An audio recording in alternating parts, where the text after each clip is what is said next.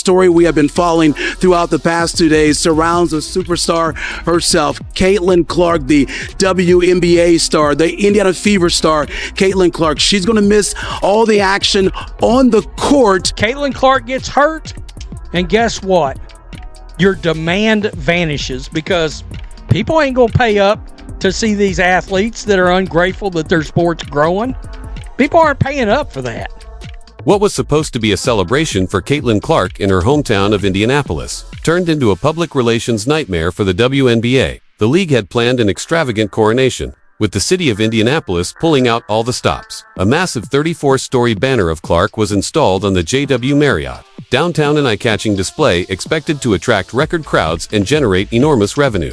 But instead of a sold-out spectacle, the league was faced with angry fans, empty seats, and widespread disappointment. The question everyone is now asking, how did the WNBA fumble such a golden opportunity? And what did Commissioner Kathy Engelbert finally say about the growing officiating crisis during All-Star Weekend? Her response reveals a lot about the league's inability or unwillingness to protect the players who are actually driving the sport forward. This is Indianapolis, and this is what everyone was talking about: Caitlin Clark.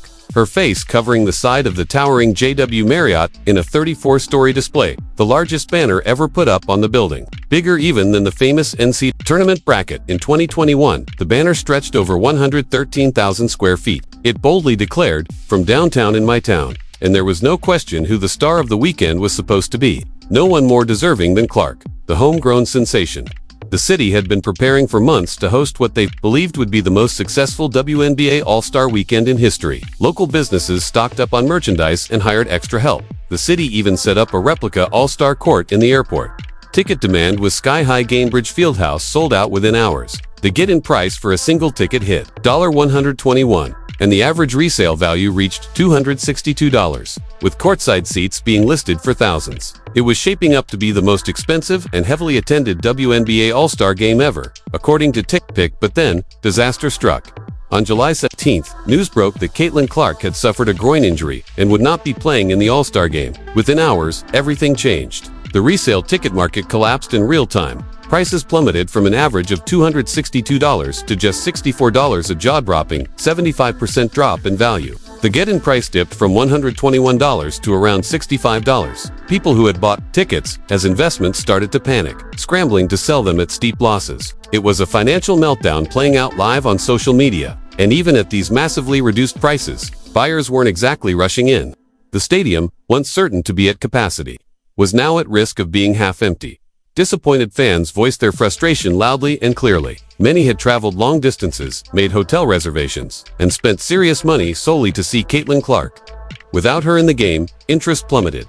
"I bought tickets to watch Caitlin Clark. She's not playing. I'm out," was the common sentiment. Ticket sellers dropped prices repeatedly: $121 to $100, then to $80, $70, and finally $64, desperate to offload what had quickly become nearly worthless tickets. It was a stunning real-time case study in just how much one player means to the WNBA. This wasn't a one-off. Similar price drops had happened earlier in the season when Clark missed regular season games due to a quad strain. The Fever's game in Washington saw a 47% decline in ticket prices. A high-demand matchup in Chicago dropped a whopping 71%. But this was the All-Star Game, an event on a completely different scale. The collapse in value was unlike anything the league had seen before, and it wasn't just the game that suffered. The economic ripple effects were massive. Vendors who had stocked up on All-Star Weekend merchandise were staring down huge financial losses. Restaurants and hotels, which had staffed up and prepared for an influx of customers, faced waves of cancellations.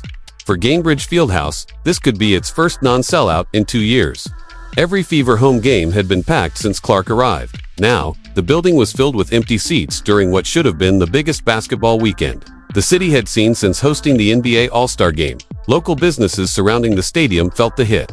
With Clark sidelined, foot traffic dropped. Merch booths inside the arena lost sales. Local restaurants saw fewer customers. Hotel occupancy took a dive.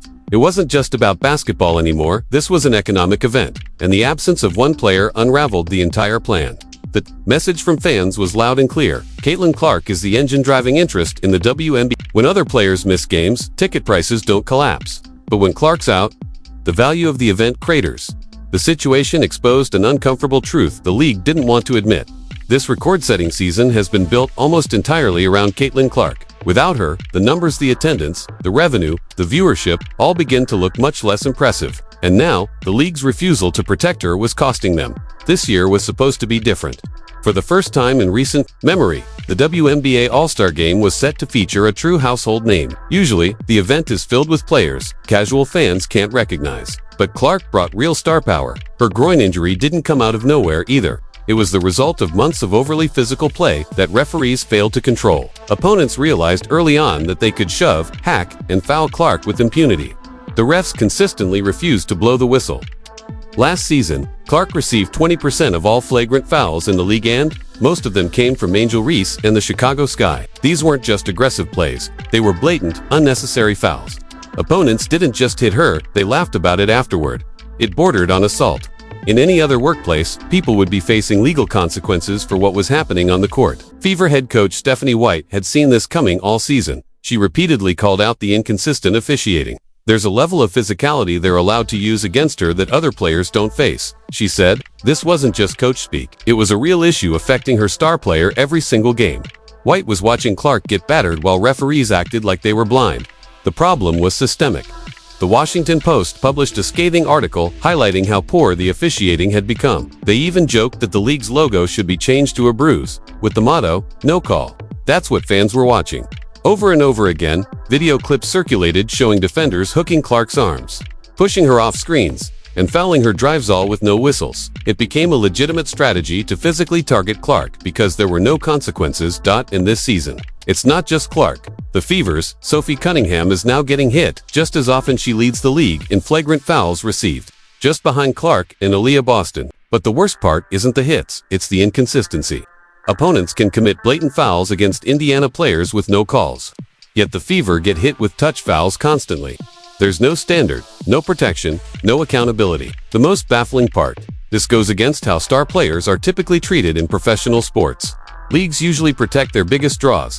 They know how valuable they are. But Clark has been treated like she's disposable. She's taking brutal hits every game, while officials stand by and do nothing. The numbers back it up.